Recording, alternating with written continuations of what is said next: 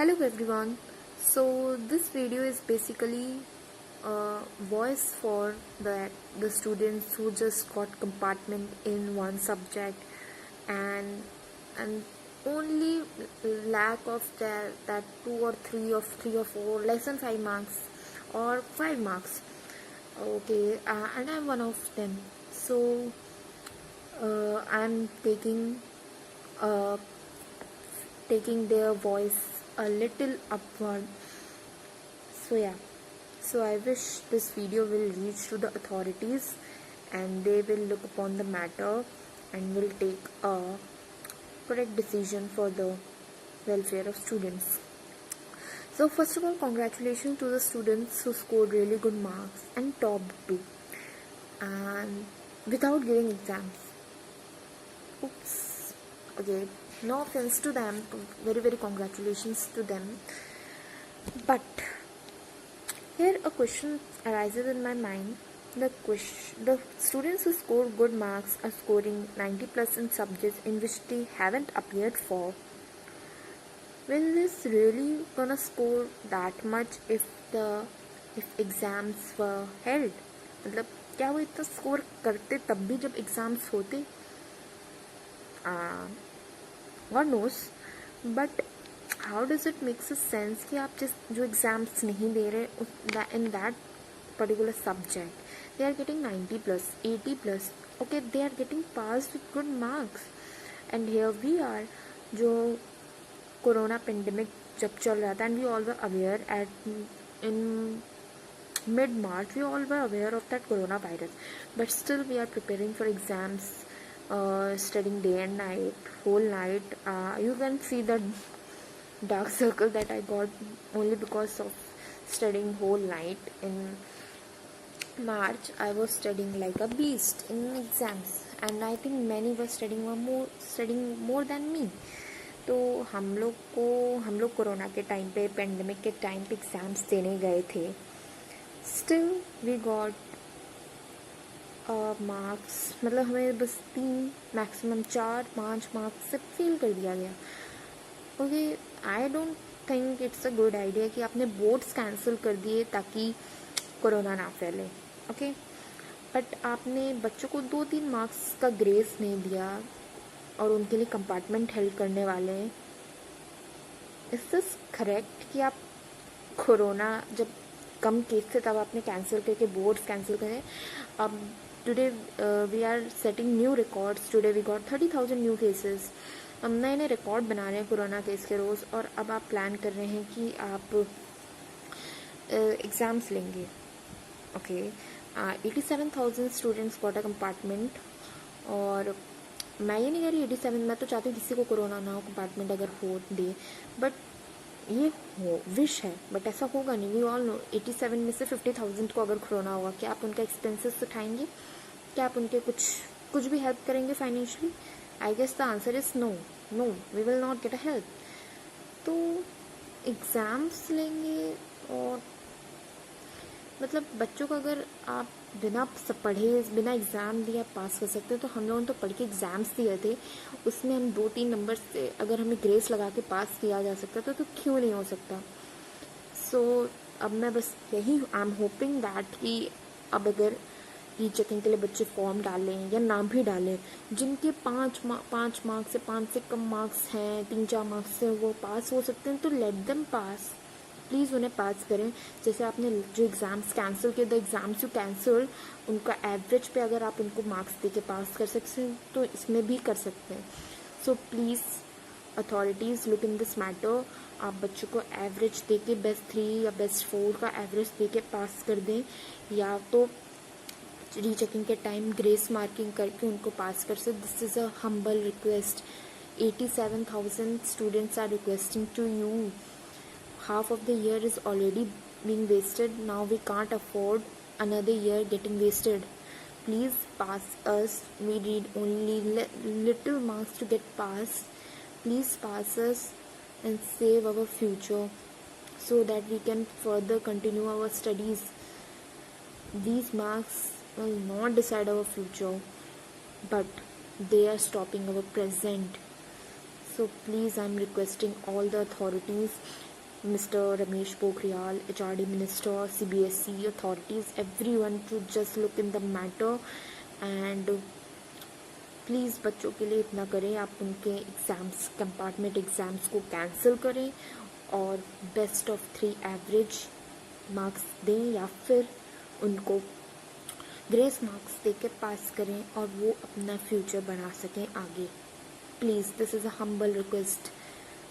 I hope you will take the decision right and will make the students happier. We all waiting for your decision. Thank you. And yeah, last me, all must be wondering why I am wearing mask, because due to COVID-19 as well as for my privacy purpose. I really don't want to reveal my face right now, but I will succeed. When we all will succeed, I will reveal my face and thank each one of you who made it a success. So till now, I am not gonna reveal it.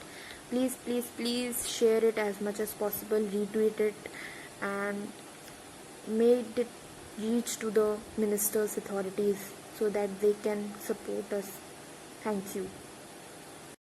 Hello guys, so I'm back again with my another video. First of all, thank you so much. Without being a very big not even a small YouTuber, not an influencer, nothing. I'm not on Instagram, no on Facebook. I'm just on Twitter with around 20 followers. That's it.